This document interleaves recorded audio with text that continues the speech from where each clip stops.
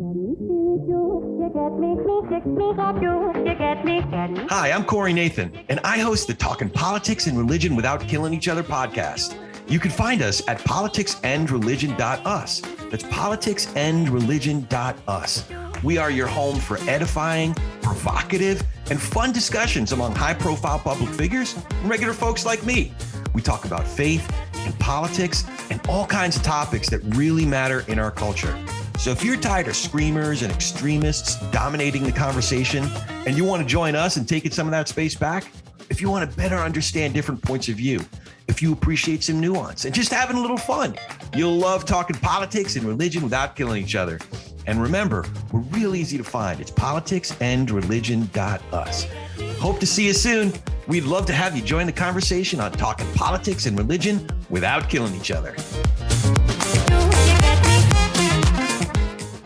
Yeah, and it's also true that some people think this work is about being moderate, that dialogue is about all bringing us to the political center, right?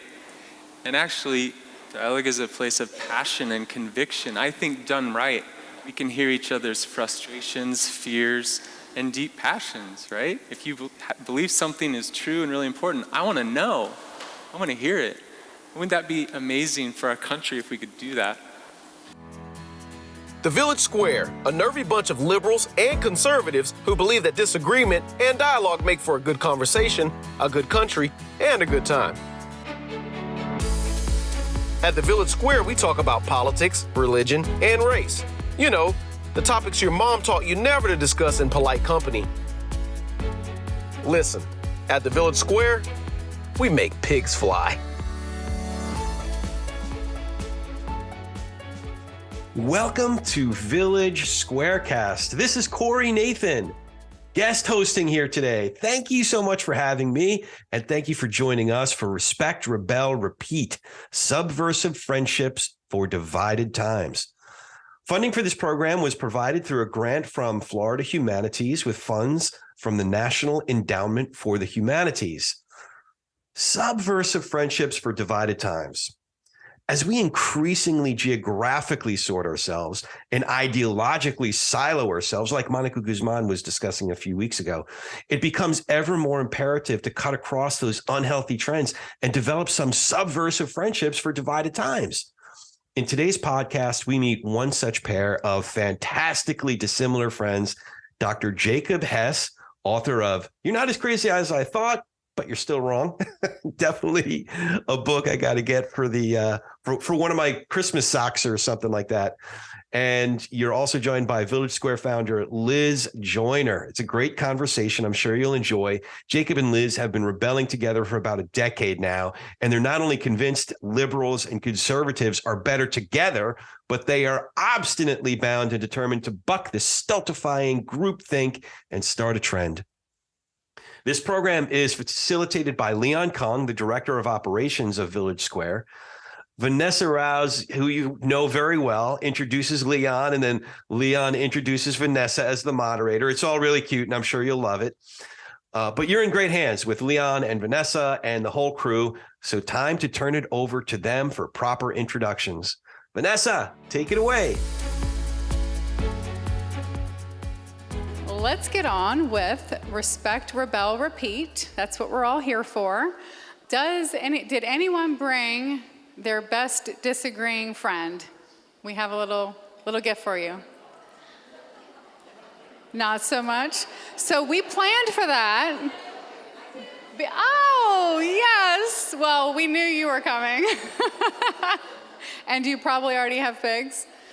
We really did plan for that because this is exactly one of the problems that we're trying to solve, even though you may have a best disagreeing friend that's just not here with you. But the point is that we really are living in our silos, and we hope to show you the importance tonight of reaching out across the aisle and getting to know your fellow Americans, because my experience has been that there are some insights that we really need to hook onto. So hopefully we will be inspired tonight. And so it's time to introduce, I forgot one important announcement that has to do with these right here. So we have just a couple of quick rules, and one is no team clapping. And so what that means is when your side starts to say something that you like, and then you clap, and then the other side says something that you don't like, and then you like roar. So let's not do that. We ask you to just keep an open mind and listen to all viewpoints. That's why we're here. And then these are civility bells. We're going to plant them in the audience, one with a left-leaning person and one with a right-leaning person. And if we need a little reminder along the way, that's what these are for. So we expect to have a civil discussion tonight. All right, now I'm going to turn it over to Leon to introduce our moderator. Haha. And our moderator for tonight is Vanessa. Yay.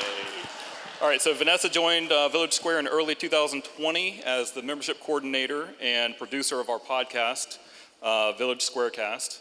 And after producing and airing more than 60 of our events, she has guzzled all the Kool-Aid and is a full-on passionate believer in our unique model of ground-up bridge building in local communities. Her passion makes her a natural fit as our new executive director and as tonight's facilitator. Welcome, Vanessa.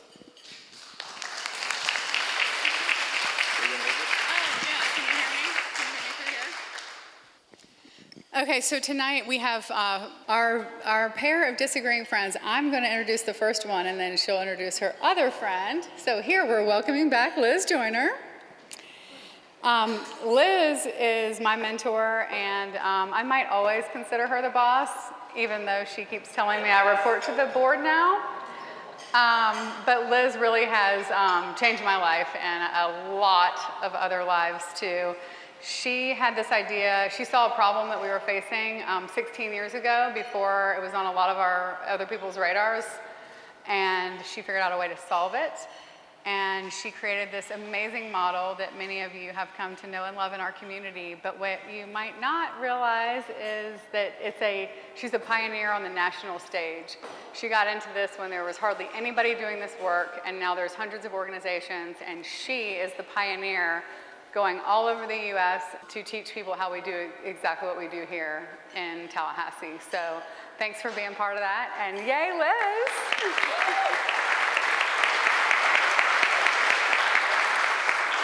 All right, now Liz is going to introduce Jacob Hess.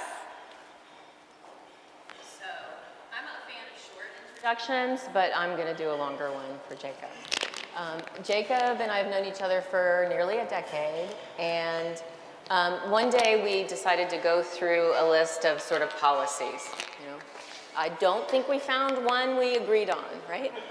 But we had been working with each other for a long time. He is, my actual husband calls him my work husband when he calls. And Jacob has come to us from Salt Lake City today. And we have done some pretty major projects together. We worked together, we wrote a grant, and we worked together on the project Respect and Rebellion, which basically brings pairs of disagreeing speakers to campuses across the country. And our first two campuses were BYU and Berkeley. So we decided to kind of, have diverse campuses. Jacob is the author of You're Not As Crazy As I Thought, But You're Still Wrong. Jacob is not as crazy as I thought, but he is still wrong. His day job is working for a really cool organization called Fight the New Drug, which works at it's anti-pornography, and it's got an incredible approach to it. And he also is the editor of Public Square magazine. And he basically does bridge building work in his free time. It's like a hobby for him, and I really think he should get a better hobby soon. But so he's just like one of the busiest people I know. I'm busy, he's busier. And we teach a class together for professors on campus at Heterodox Academy. And, I'm going to be here less, as Vanessa is here more. And to be honest, he's someone I wanted you all to know before I was here less. He's really important, so help him welcome me. Help me welcome him.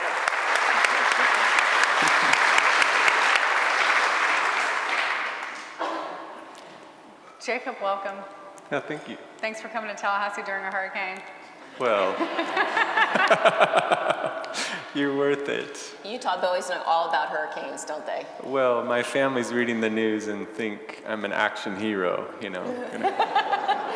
I'm getting out on the last flight out of Nam. Did you tell your kids there was a hurricane? They didn't know about that, right? Yeah, I mean, they're just reading the national news. He was saying goodbye to them, and he told me that they were like going, "You're going to Florida."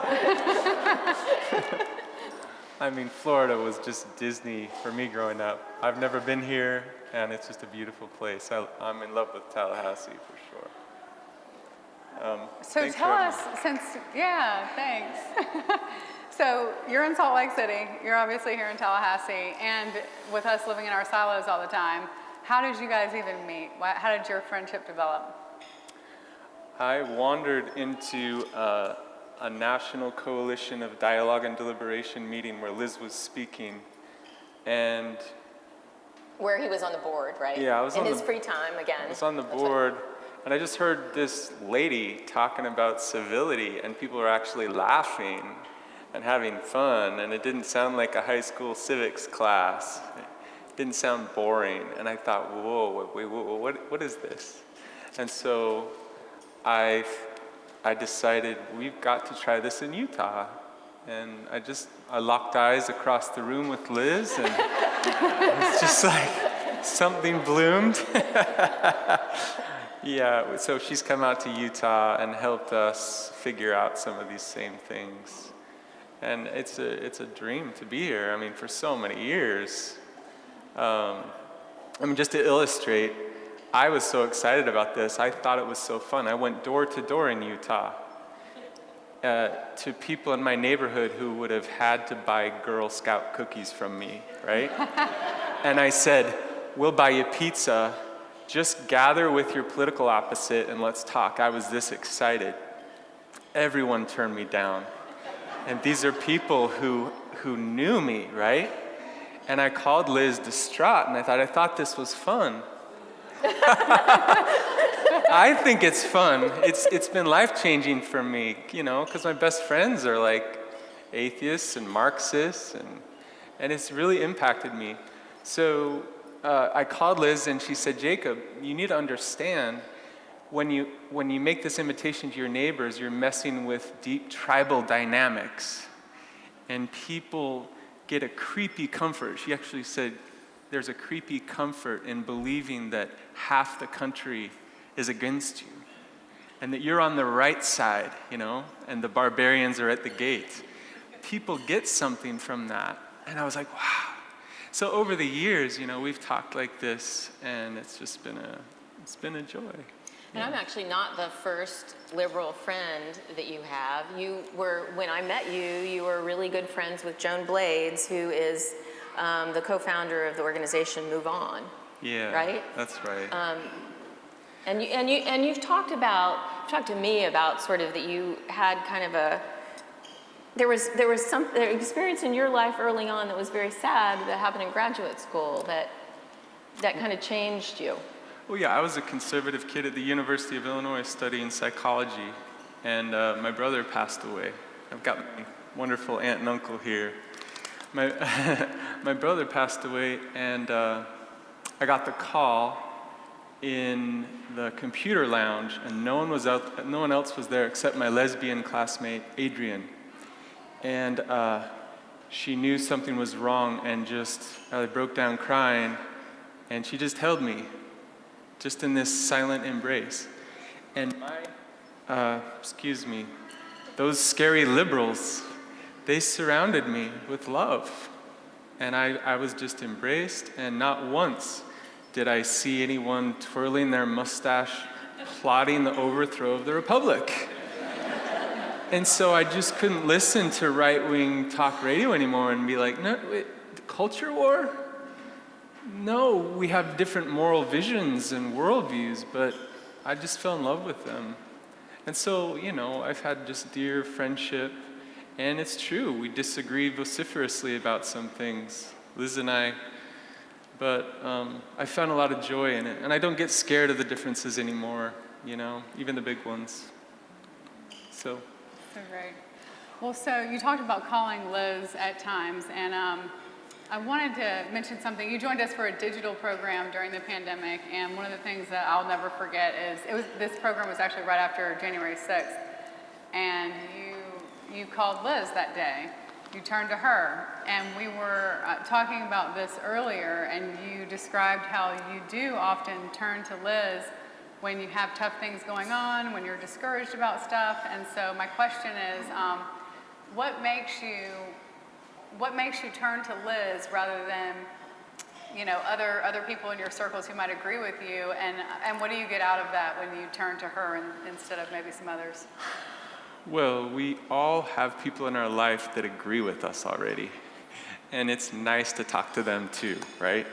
We get something out of the reaffirmation. But I love being able to call up somebody that sees the world differently after January 6th. What do you think about what just happened? I was dying to know Liz's thoughts. I knew she was hurting, and I was hurting. And it's really fun to ask all the questions, Call up my Marxist friend and ask all my hard Bernie Sanders questions. And Joan Blades, who Liz mentioned, in graduate school, conservative students find out pretty quickly you can't ask everything you want. So I do find that a lot of people don't have their political opposite that they can ask everything. But Joan Blades, for instance, was a climate activist. And she's the first person that I could ask all my questions about climate change to, and not just be like, oh no, you have questions about the orthodoxy, right? But I found, even though I have different beliefs than Joan about climate, I noticed how scared she was. And I had this moment where I realized if I care about Joan, even if I don't believe the same thing she believes, then I gotta care about what she's scared about. And all of a sudden I was like, hey, I wanna do whatever I can to support her cause. I may never see climate change as the great end times danger to the world. Most Christians won't. Some will. But I think if we could hear each other's fears and frustrations and say, but I love you, we don't have to always agree on the worldview, and I think rarely we will. Yeah. I was just remembering you telling me about, you were saying something to Joan about how hard it is to do the bridge building work, and she said something like, well, Jacob, you have to know Joan. Joan is not a person of faith, and she said, this is what comes out of these relationships. What exactly did she say? I used to be a missionary in Brazil, knocking doors, right? And I was really discouraged because nobody seemed to care about civility as much as in Tallahassee, apparently. And I talked to Joan, and she's like, come on, Jacob, it's just like missionary work. You just got to keep inviting people. They turn you down. Of course, Joan does that. She's the best missionary I've ever met. She is. Just constantly Yeah, but that was a very unlikely person to remind Jacob of his missionary roots, I would say. And actually, I also wanted to say something about the calling and talking, and we talk all the time. But January 6th, I'm sitting in front of my TV, and probably like a lot of people, weeping. I was crying. I mean, this has been my life work to see, in some ways, to see that is just, but then also I'm a DC kid. I grew up there. I felt very personal in ways that were incredibly deep and difficult for me. And, the human thing to happen during those times is, I was angry, I was upset. And Jacob's call, I'm going to get emotional about it, but it was just such a meaningful thing because he called, his main question was, how are you, Liz? How are you? And it's weird because one relationship, I think sometimes, we preach this, we used to way a long time ago talk about go out to lunch with someone you disagree with, and now we've got this great project, 100 coffees. And the truth is that I think one relationship does change everything.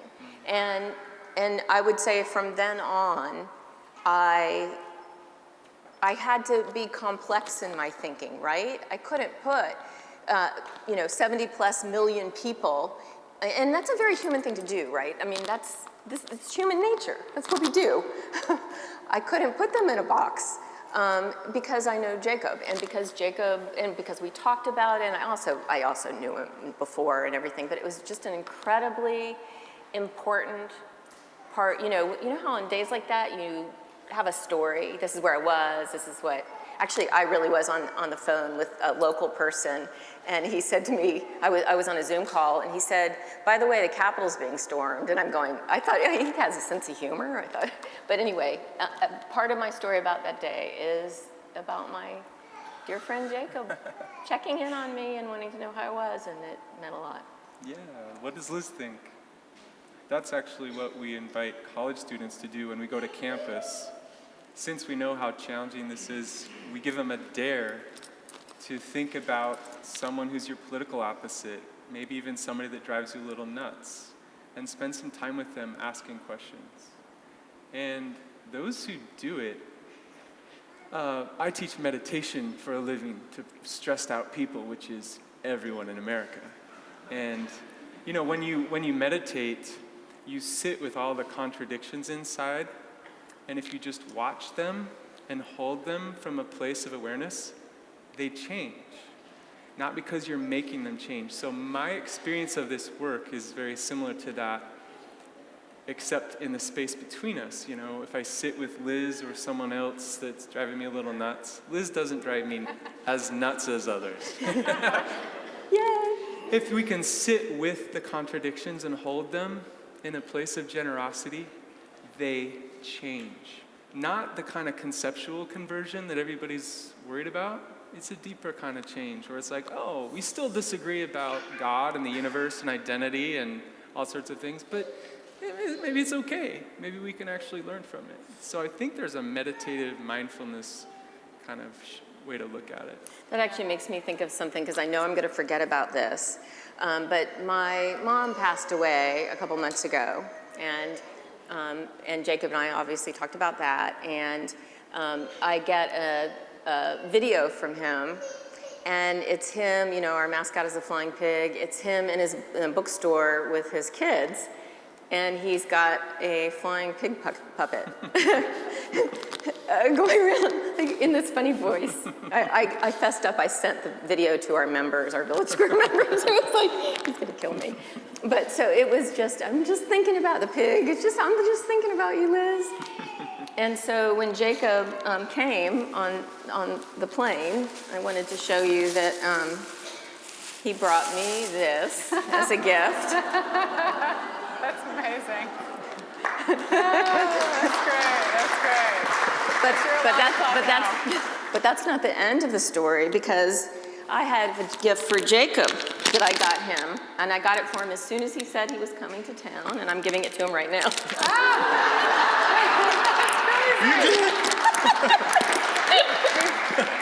Before the other flying pig?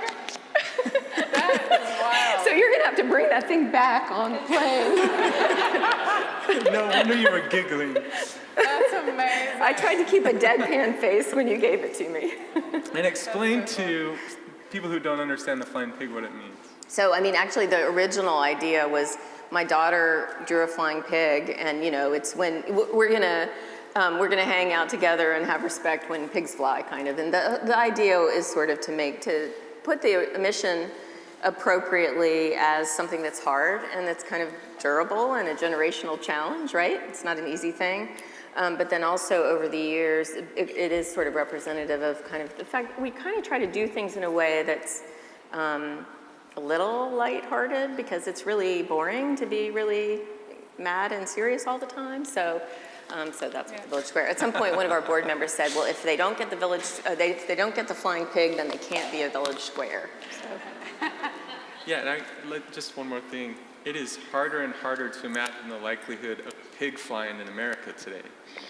It's harder and harder for people to imagine this. And Liz and I, our new favorite metaphor for what we're seeing is a divorcing couple.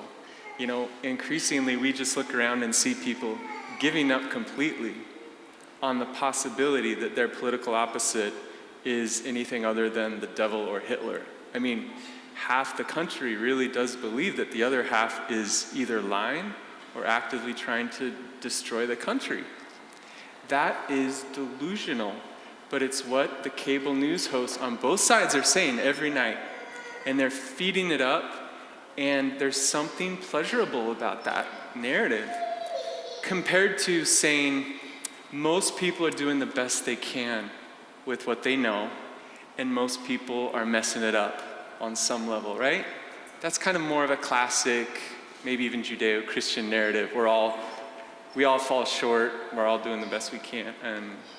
But that doesn't spike the dopamine the same way as we're the righteous, they're the heathens, we're in a cultural conflict. So it is a moment of peril. I interviewed John Haidt, who's a big part of what you do, and he told me our institutions are gonna melt down if we don't make changes. And then he said, and I don't see any indication that our country is ready to make the changes we need. And after he said that, I said, John, I know you're an atheist, but you sound like a Hebrew prophet standing up on the wall in your camel skin, you know? And he said, oh, interesting, I haven't read the Hebrew Bible in a while. Like, Nate, give me some examples.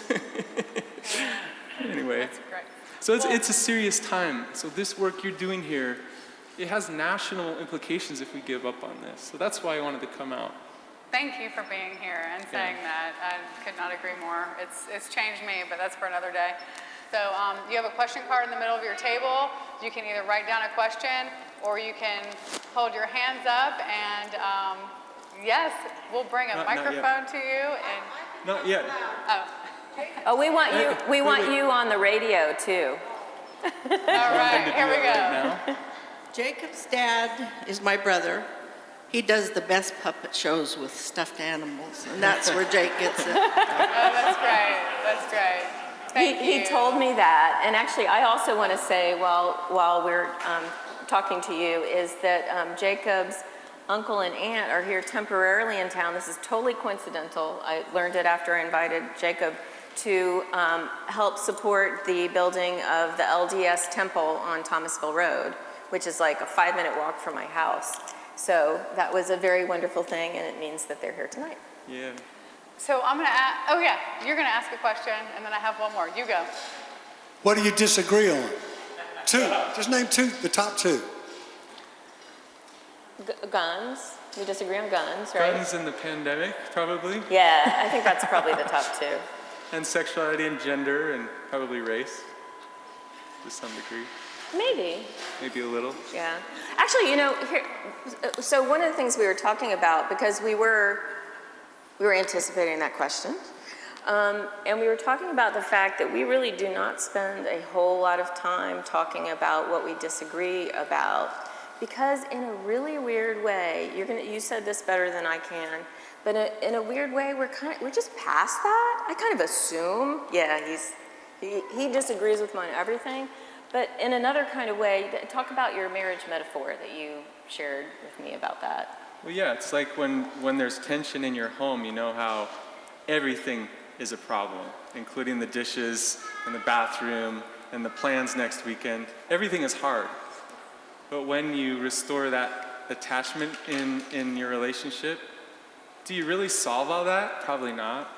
In fact, research shows like 70 or 80% of our conflicts don't ever go away in marriage. But if we have affection with each other, they just don't matter as much. They're not scary. Right, right. And really, I mean, one of my big theories about all of this has always been that we're not gonna agree on policies. You don't have a country that's filled with as many free people as we have, who are as diverse as we are. We're not going to agree. Yeah. You know, politics is going to be a matter of continually disagreeing. But to me, the problem is deeper than that. It's more about whether you're, you know, whether we're a married couple that sort of lives with each other and respects each other and doesn't spend, you know, 5 hours screaming at each other about the dishwasher. Yeah, and you said this morning, Liz, I love that you said, where did we come up with this idea that we're all supposed to agree? In America, right? Isn't it kind of weird? Oh, no, there's an orthodoxy now about a lot of things. Mm-hmm. And you better be in line with it, or else, you know. Or else you're out of our group. Like, where does that come from? That's not our necessarily our country. And yeah, that's exactly, kind of where I was going to go, was that a lot of people feel like the purpose of this work is to discuss and then convince somebody to come over to your side. And so one of the things that I love that I've heard both of you guys talk about is that that's not actually the point of bridge building work. So why is it important that we do this? And so I would like to throw out one of my favorite Liz Joyner isms is, we don't have an information problem, we have a relationship problem. And so have you kind of been talking about this, but any extra comments that you have about why it is important that we all get involved and do this right now? I mean, it is weird. I do think that there's something, the thing that we do differently at the Village Square is that we focus on who we are to each other, that we can respect each other, that we can see that we have good intention. That's one of the things that I know about Jacob all the time, no matter how wrong he is. His intentions are so good and his heart is so big. And I think that's true for the vast majority of people. And I think that we're living through this time where there's this just like electromagnetic suck into it's us or them. Everything's so two-dimensional. And I mean, I think we're in a moment of real danger, right? Because it feels like it just keeps accelerating. And the other thing I really believe, because I've seen you all, I've known you all these years, I've spent 16 years meeting people who are different than me politically, and they're some of the people I love the most in the world. I still disagree with them politically, but I love them most in the world. And knowing you all for all these years, I really believe, I think that we think, because it's big and a national and it's a gaping wound, that that's where you fix it. I am sure that where you fix it is here, in rooms like this, with as many people who are as different as possible, who share a neighborhood and who can have cross-cutting relationships like Jacob and I do. Right. So, you completely disagree on politics and you might fight it out even for your jobs, but your kids play softball together. And we just don't have enough of this right now. And I think it's regular people who are going to save us. And one of the things I love that you say also is the strength of asking questions. We're in this place where we like to show up with all our arguments and all our reasons, but you've really talked beautifully about how important it is for us to ask questions, because that's really where we have that room to grow. And you talked about that a minute ago with one of the reasons you call Liz is to ask the questions. So I think that's awesome. Okay, so we have a full season of God Squad programs planned that are like such provocative and awesome topics. I can't wait. Our November topic is called Holy Misconceptions. Holy Misconceptions, Batman. Oh, yes, thank you for that. Yes, the Batman part's very important. So the idea there is where we get the opportunity to just ask. We have diverse faith leaders on the panel at our God Squad programs, and so we're going to have the opportunity to ask them, hey, this is what I heard about your religion or whatever. And so while you are here with us, you're a lifelong Latter-day Saint. And so I wanted to give you the opportunity to share with us, what misconceptions do you think are out there about the LDS that you would like the opportunity to address? Thank you. I was just noticing Greg out in the audience. He promised to make faces if I ever got nervous. So there you go. All right. I mean, yeah, you were going to stand up and say, who invited him? Civility bell on Greg's table, please. I mean, probably the biggest one is this sense, there are meaningful differences across all traditions, this sense that there's some danger or that some of the differences are dangerous. I mean, my family got kicked out of America 150 years ago, driven out of Illinois, and the guy I'm named after died because it was in the middle of winter. That's why we don't kick out refugees from Utah. We have a different attitude about it there. But our faith started from a boy trying to figure out how to know God, and he decided to pray and had an experience where he saw God and the sun And that alone is a little too much for people, but the message of Joseph Smith was that you can have an experience for yourself of coming to know God. And that's actually this temple that my aunt and uncle are working on. That's the whole purpose of that temple, is to come to know for yourself. So there are volunteers out here for a year, and their whole job is to sit and answer questions over there. What's that? 2.5 years, yeah. Okay. So that's what I'd say is like there are meaningful differences, but they're interesting, exciting differences rather than scary. Right. Okay. We're also talking about the differences between us are the differences between our parents and our grandparents and sort of the faith and the traditions that we keep in our families. And we decided that our next thing we're going to do in your free time is to, Jacob suggested that a good question on airplanes should be, what do you find beautiful? Because we were talking about, I'm an Episcopalian, and we were talking about services and what we found beautiful. So we're going to put, what do you find beautiful in the seat pockets of all the airplanes across the country? And suggest that we should be asking that question. Because they're really wonderful things that we can find out about the differences between us, and sometimes we just go straight to what divides us about the differences between us. Yeah, and it's also true that some people think this work is about being moderate, that dialogue is about all bringing us to the political center, right? And actually, dialogue is a place of passion and conviction. I think done right, we can hear each other's frustrations, fears, and deep passions, right? If you believe something is true and really important, I want to know. I want to hear it. Wouldn't that be amazing for our country if we could do that? So, yep. Never would I ever have realized that Jacob introduced me to some people high up in the LDS church, and we had lunch overlooking Temple Square. And that was not on the things I thought I was going to do in my life. And actually, you may or may not know this, but I actually think that the state of Utah, led very much by the LDS church and the relationships they have, is a very different place. I think there's a center of gravity there that they're really working and looking at how to bridge the same divides that we've been working on here. I did my best to convince Liz that ice cream was more heavenly than alcohol, but I did not succeed. That's what we believe. It's a sacred conviction. All right. My kids are over here. They would agree with you. Thank you. You guys are really what makes all this work, so thank you very much for being here. Thank you. Great job, you guys. Awesome. That was a great job. Corey Nathan here, back with you. I just really appreciated that dialogue and the fact that folks like Liz and Jacob are such good friends. Finding folks across our differences and nurturing real relationships with folks that have different points of view than we do, hold different political positions, social positions than we do, really enriches our lives and expands our own understanding. I certainly have to do a lot more of that myself and would encourage you all to do the same. And with that, it's time to close out today. Please consider joining our members and supporting this program.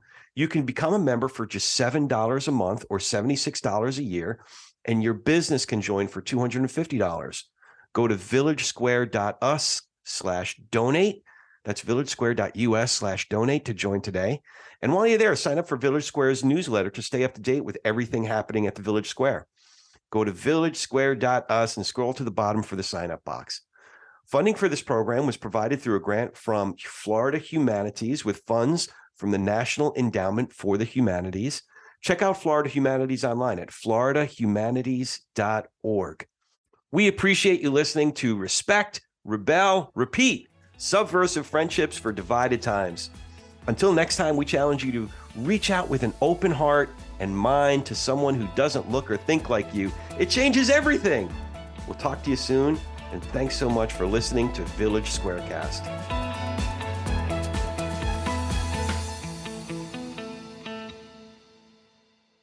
Out of their sight, she recognizes the building, her cover address. She ducks into the lobby. She's alone. Are they still there?